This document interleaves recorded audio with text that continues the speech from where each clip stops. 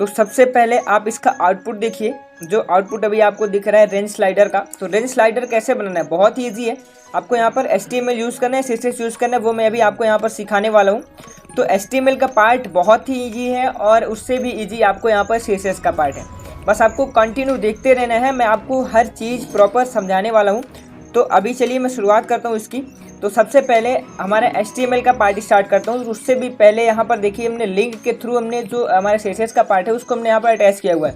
और CSS में हमने यहाँ पर देखिए, अभी CSS में आपको समझा रहा हूँ, लेकिन यहाँ पर देखिए हमने जो लिंक ऐड किया हुआ है, तो लिंक के थ्रू हमें CSS वाले पार्ट को हमने ऐड किया, लिंक को नहीं ऐड किया हुआ है। इसमें हमने लिंक के थ्रू हमने यहाँ पर लिंक REL हमारे स्टाइल शीट CSS का होता है और HREF के थ्रू हमने उसकी लिंक को यहाँ पर अटैच कर दिया हुआ है।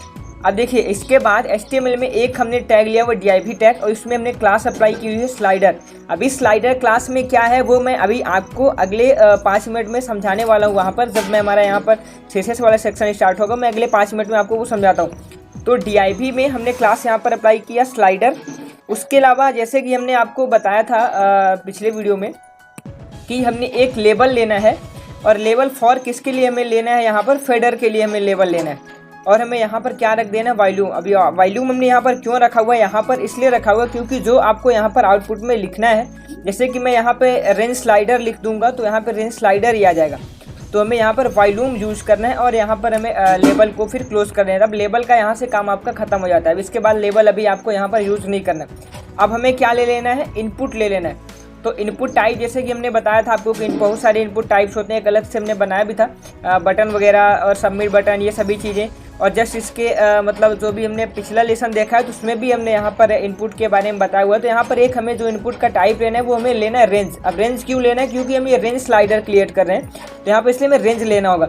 अब मिनिमम इसमें हमें कितना रख देना है, 0, क्योंकि हमें मिनिमम 0 से स्टार्ट करना है। मैक्सिमम यहाँ पर हमने 100 तक कर दिया है। अब इसको 200 भी कर सकते हैं, कोई इशू नहीं है। और वैल्यू इसकी हमने रख दी हुई है 50 रख दी हुई है। अभी देखिए मैं इसका एक चीज़ आपको दिखाता हूँ, यहाँ पे ये हमारा मिड में रहेगा, है ना। तो वैल्यू इसकी हमने 50 रखी हुई है। तो अभी देखिए ID हमने इसकी फेडर कर दी हुई है, ठीक है। अब स्टेप हमने यहाँ पर 20 और हमारा जो लिस्ट है वो हमने यहाँ पर वॉल सेटिंग दिया हुआ है। तो अभी देखिए इसमें क्या होगा कि अब मैं आपको CSS वाला पार्ट भी इससे आगे समझाऊंगा। इसके बाद यहाँ पर डेटा लिस्ट ID हमने इसको क्या दे दी है, वॉल सेटिंग। तो हमने इसकी वॉल सेटिंग यानी कि हमारा वॉल्यूम हमने शॉर्ट फॉर्म में लिख दिया हुआ है, तो हमने इसकी ID दी हुई है। अब हमें ऑप्शंस क्या रखने हैं वो भी मैं आपको एक बार स्टार्ट से समझा दूंगा फिर से, क्योंकि अभी नई चीज़ है तो समझता हूँ कुछ स्टूडेंट्स को प्रॉब्लम्स हो रही होगी। तो यहाँ पर देखिए ऑप्शन हमने यहाँ पर रख दिया, 0 रख दिया ऑप्शन में, दूसरे में हमने 20 रख दिया, तीसरा ऑप्शन में 40 रख दिया, फिर हमने 60, फिर 80, फिर 100 और यहाँ पर डेटा लिस्ट को कर दिया क्लोज। तो अब देखिए जो हमने बताया डेटा लिस्ट हमारा है कि यहाँ पर जहाँ पर हमने ऑप्शन देना है। अब देखिए जैसे आउटपुट में मैं जा रहा हूँ, यहाँ पर देखिए मैं इंक्रीमेंट बढ़ाऊँ या घटाऊँ, है ना। तो ये हमारा देखिए जैसे कि हमने कितना 1 2 3 4 5 6, यहाँ पर हमें 6 पॉइंट यहाँ पर मिल रहे हैं। तो यहाँ पर भी देख लीजिए ऑप्शन 1 में हमने 0 दिया, ऑप्शन 2 में हमने 20, 40, 60, 80 और 60, यानी कि यहाँ पर कुल मिला के यहाँ पे हमें 6 पॉइंट यहाँ पर भी मिल रहे हैं। तो ये हमारा डेटा लिस्ट जो है वो हमारा यही डिफाइन करता है, जैसे कि ये पॉइंट्स आपको यहाँ पर मिल रहे हैं, तो ये हमारा ये पॉइंट्स को बताएगा आपके लिए, ठीक है। अब यहाँ पर आपको वॉल्यूम पता चल गया, इनपुट भी हमने बताया आपको। एक बार मैं स्टार्टिंग से बता देता हूँ। सबसे पहले हमने लिंक REL के थ्रू हमने यहाँ पर HREF के थ्रू हमने यहाँ पर ऐड किया हुआ CSS वाले पार्ट को। फिर div में हमने क्लास ली, यहाँ पर स्लाइडर क्लास लिखा, स्लाइडर क्लास में हमने क्या स्टाइल दी वो मैं CSS वाला पार्ट स्टार्ट करता हूँ, आपको समझा देता हूँ। और लेबल हमने यहाँ पर दिया, तो लेबल फॉर हमने फेडर के लिए दिया और वहाँ पर वॉल्यूम लिखा। वॉल्यूम अगर मैं यहाँ पर कुछ अगर रेंज स्लाइडर ही लिख देता हूँ, या कि मैं यहाँ पर देखिए स्लाइडर लिख देता हूँ और इसको सेव करके आपको दिखाऊंगा वहाँ पे, तो ये यहाँ पे स्लाइडर लिखा जाएगा जहाँ पे वॉल्यूम लिखा हो। यहाँ पर ये देखिए स्लाइडर लिख गया। तो हमें वॉल्यूम रखनी है क्योंकि हमें वॉल्यूम के लिए मैं बना रहा हूँ, तो यहाँ पर मैं वॉल्यूम ही रख दूँगा वापस से।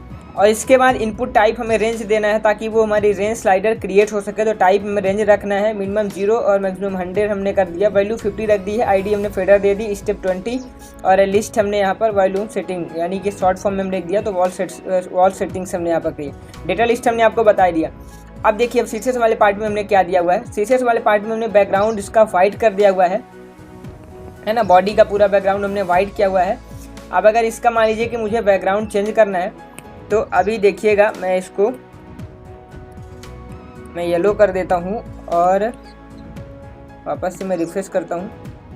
अभी हमारा देखिए कुछ एरर आया है, हाँ यहाँ पे एरर ये है, मैं इसको हटा देता हूँ। अभी देखिएगा तो हमारा ये देखिए वॉल्यूम हमारा यहाँ पर बैकग्राउंड का कलर हमारा यहाँ पर येलो हो चुका है। तो कुछ इस तरह से हमारा आपको यहाँ पर सीसेस का पार्ट हमारा भी स्टार्ट है, येलो हमने दिया। अब डॉट स्लाइडर जो हमने क्लास अप्लाई की है, कहाँ पे अप्लाई की है, वहाँ पे ये देखिए DIV में। तो ये DIV हमारा पूरे पेज में वर्क कर रहा है, यानी कि हमारा यहाँ पर भी डेटा लिस्ट में भी, ऑप्शंस में भी वर्क कर रहा है, यहाँ पर इनपुट टाइप्स में भी वर्क कर रहा है, पूरे पेज में DIV स्लाइडर वर्क कर रहा है, यानी कि स्लाइडर हमारा बहुत इंपॉर्टेंट है। तो स्लाइडर में देखिए पोजीशन एब्सोल्यूट दिया हुआ है, टॉप से हमने 50% और लेफ्ट से 50% दे दिया। और इसके अलावा ट्रांसफॉर्म ट्रांसलेट तो हमने 50 डिक्रीमेंट कर दिया और यहाँ पर 50-50 डिक्रीमेंट दोनों साइड से कर दिया। और विड्थ हमने यहाँ पर 500 पिक्सल, हाइट हमने 60 पिक्सल दे दिया हुआ है, पैडिंग 30 पिक्सल दे दिया और पैडिंग हमने लेफ्ट से कितना कर दिया 40 पिक्सल। बैकग्राउंड का यहाँ पर हमने कोड लिखा हुआ है, अगर आप यहाँ पर कोई कलर भी लिखना चाहते हैं तो आप वो भी लिख सकते हैं, कलर का आप नाम लिख दीजिए अगर कोड आपको याद नहीं है तो। Border radius 20 pixels, display flex, align items center और यहाँ पर बॉक्स शेडो हमने 0, 15 और 40 पिक्सल कर दिया। इधर हमने कोड दे दिया हुआ है। तो अगर यहाँ पर जैसे कि हमने बताया अगर आपको कलर कोड नहीं मालूम है तो आप यहाँ पर डायरेक्ट कलर का नाम भी लिख सकते हैं, रेड, ग्रीन, येलो, ब्लू, जो भी आपको रखना है वहाँ पर आप रख सकते हैं। इसी तरह से डॉट स्लाइडर के अंदर ही हमने लेबल के लिए हमने क्या लिखा हुआ है, अभी देखिए यहाँ पर हमने लेबल क्लास भी यूज़ किया हुआ है। तो ये लेबल क्लास भी यूज़ किया, तो वॉल्यूम के लिए हमने यहाँ पर क्या लगाया हुआ है वो डॉट स्लाइडर के अंदर ही रखना है, क्योंकि देखिए हमने स्लाइडर जो हमारी क्लास है उस क्लास को हमने यहाँ पर इनपुट में भी यूज़ किया हुआ है, लेबल में भी यूज़ किया हुआ है, डेटा लिस्ट में भी यूज़ किया हुआ है। तो हम डॉट्स के बाद से हम यहाँ पर स्लाइडर के बाद हम यहाँ पर लेबल भी बना सकते हैं। तो फॉन्ट साइज हमने 24 पिक्सल कर दिया, फॉन्ट वेट हमने यहाँ पर 400 कर दिया, फॉन्ट फैमिली ओपन सेंस कर दिया है और पैडिंग लेफ्ट हमने 10 पिक्सल रखा हुआ है, कलर हमने यहाँ पर कर दिया है ब्लैक। और ठीक इसके अलावा यहाँ पर देखिए डॉट स्लाइडर के जैसे हमने यहाँ पर लेबल के लिए बनाया था डॉट स्लाइडर के साथ में, उसी तरह से डॉट स्लाइडर के साथ में हमने इनपुट के लिए बना लिया। तो इनपुट में हम टाइप हम रेंज दे देंगे यहाँ पर, और यहाँ पर विड्थ 420 पिक्सल और हाइट 2 पिक्सल एंड बैकग्राउंड यहाँ पर हमने ब्लैक किया हुआ है, बॉर्डर यहाँ पर नन कर दिया और आउटलाइन यहाँ पर नन कर दिया। तो अब देखिए पेज को आप कितने अच्छे से डेकोरेट करना चाहते हैं वो यहाँ पर आप स्टाइलिंग अप्लाई कर सकते हैं। तो अभी देखिए यहाँ पर मेरा काम था आपको ये सिखाना कि हमें रेंज स्लाइडर कैसे बनाना है, वो हमने आपको यहाँ पर सिखाया हुआ है। अभी मैं आपको वापस से एक बार और क्लियर कर दूंगा। तो सबसे पहले देखिए आप पेज में डेकोरेशन कैसा करना चाहते हैं, क्या डेकोरेशन आपको करना है, कितना डेकोरेट करना चाहते हैं अपने पेज को, आप उसके हिसाब से, जैसे कि यहाँ पर हमें लिखा हुआ है आउटलाइन आप लगा सकते हैं, हमने नॉन केयर दिया हुआ है, बॉर्डर आप यहाँ पर लगा सकते हैं, यहाँ पर आप बॉर्डर कलर भी दे सकते हैं, बैकग्राउंड में आप कलर यहाँ पर दे सकते हैं, हमने ब्लैक कर दिया हुआ है, हाइट अपने हिसाब से रख सकते हैं, क्या कैसे आपकी वेबसाइट है उसके हिसाब से आप कैसे एडजस्ट करना चाहते हैं ना।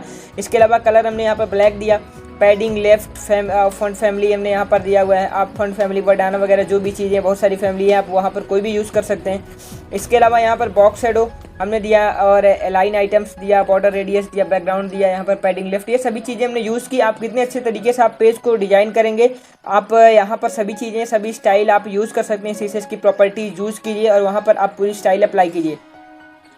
तो यहाँ पर ये हमारा HTML का पार्ट है। अगर देखिए अगर आपको कभी यहाँ पर अगर कोई इशू आ रहा है तो अब देखिए क्या होगा, अगर आप 1, 2 बार 3 बार 4 बार जब प्रैक्टिस करेंगे तब कहीं ना कहीं जो भी चीज़ें अभी आपसे नहीं बन रही है वो सभी चीज़ें फिर क्लियर हो जाएंगी। लेकिन आपको ज़रूरी है कि प्रैक्टिस करना एक बार में नहीं होगा, आप 2 बार 3 बार कीजिए अगर आपको नहीं आ रहा है तो।